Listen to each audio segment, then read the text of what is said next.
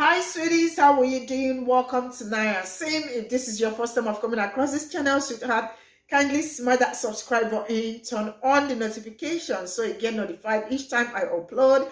And please give this video a thumb up. I am grateful. Thank you all so much for all the support and love you all give me here. I am truly grateful.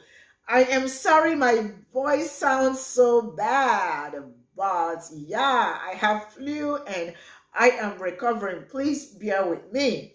So today we'll be talking about something very, very important. It's about this white lady who said that she asked why are black people blaming them for all the things that happened in the past. That it was in the past that they should stop disturbing them for what their ancestors went through. That it was their ancestors that went through it, not them. And that it has been a long time that it happened, that she is tired of hearing things like this, that it doesn't make any sense, right? She went for that to say so many nasty things. And she said her ancestors were not slave holders. And even if they were, that she is not sorry and the rest of it. Oh my goodness. You know what? CRT is really very important. It is very, very important. And some white people already have failed. And you know what? Just take a look to the screen. I am going to roll this clip. We'll come back to talk about it. And I absolutely want to read all your comments. Let me know what you all think in the comment section. And straight up, I am rolling the clip. So this person blames the white people who exist today for what happened in the past.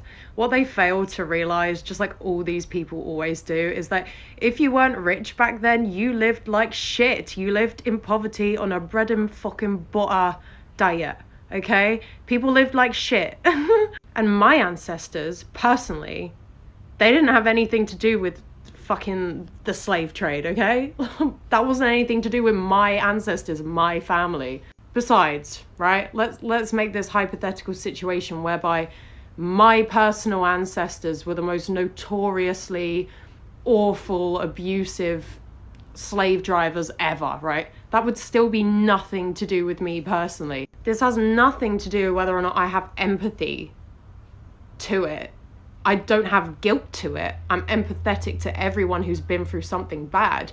But also you have to understand that the people who exist today didn't go through that, right? Their ancestors did. But now the world is a very different place. And so I'm not gonna be like, oh, I'm so sorry for what my ancestors didn't do for something that didn't happen to you personally. Now, before anyone manipulates what I just said, here's a disclaimer, right? I don't think that slavery was a good thing. And I appreciate that people feel connected to their ancestors. And I have empathy for those people who feel like it affects their life, okay? I'm not belittling their experience. You guys always say that, but I'm not. You're belittling my family and my heritage by calling me a colonizer, by saying that the slave trade had anything to do with me when it fucking didn't. So, I don't know. I mean, where is this young lady coming from? Because I don't see it. You are not sorry. You don't feel this. You don't feel that. What is she trying to say? That it was your ancestors. You see, when they're trying to gaslight people, it was your ancestors that experienced it, not you. So for that reason, you do not have any right to talk about it. So stop talking about it and it's going to go away.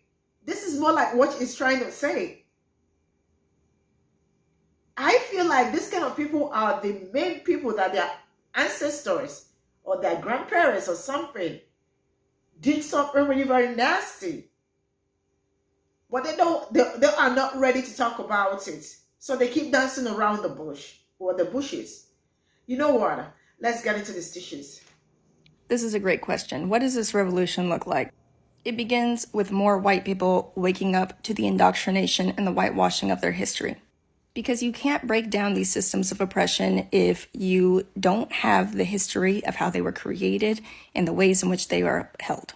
Secondly, it involves more young people willing to become public servants so we can vote out all of these old white people that hold all of our wealth and are voting for these oppressive practices, who are protecting these corporations that continue to rob our planet of resources, who continue to exploit non-white countries of their resources. Because at this point, neither Republican nor Democratic parties are interested in breaking down these systems. The people that are in power are only worried about their money. They buy into whatever lobbying fills their pockets. We already know that these parties were created to polarize people. They use the most extreme and divisive talking points possible to make sure that we are never on the same page about what needs to happen. When we're all suffering under white capitalism, we are all suffering under white imperialism, and we are all fighting for scraps of resources while they exploit the entire planet. One thing that I know is that on both sides of the aisle, people want a planet that their children can thrive in, can survive in, and their children can be safe. None of which are being guaranteed by either party. I've had it suggested multiple times that I run for local government or whatever, because I know what I'm talking about. I know how to display the facts, and I care about what I'm talking about. And it's actually been weighing on my mind a lot because we do need more young people who are not interested in the money of politics, but are interested in actually changing the outcomes in this country, who are actually committed, invested in breaking down these oppressive systems and these oppressive practices. There is no reason that we should be allowing people to run our country who will not be around to reap what they sow. It is dangerous how little regard they have for human life because they will not be here in 10 or 20 years to see the outcome. I want to see a revolution of young people voting them out and replacing them with young people who have the stake of living on this planet, who are interested in outcomes over money, who want to see the FDA and Big Pharma investigated, who want to see all of the different chemicals that they're putting into everything reviewed and publicly displayed, who want to see mass incarceration ended and for-profit prisons ended, who want to see these monopolized resources broken up and the power actually put back into the hands of the people. Because currently, we live in a glorified oligarchy. Wealthy politicians and the 1% do whatever the hell they want, while giving us the guys that we are voting and we have power when we don't. The time for politicians is over. We need public servants. That is a revolution. It's not quite that simple. Capitalism by itself could not thrive without the combination of classism and racism.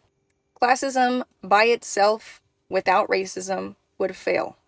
Because without the division of racism, there would be too much combined power in the working class. See, when you divide the working class up by race, they lose their cumulative power.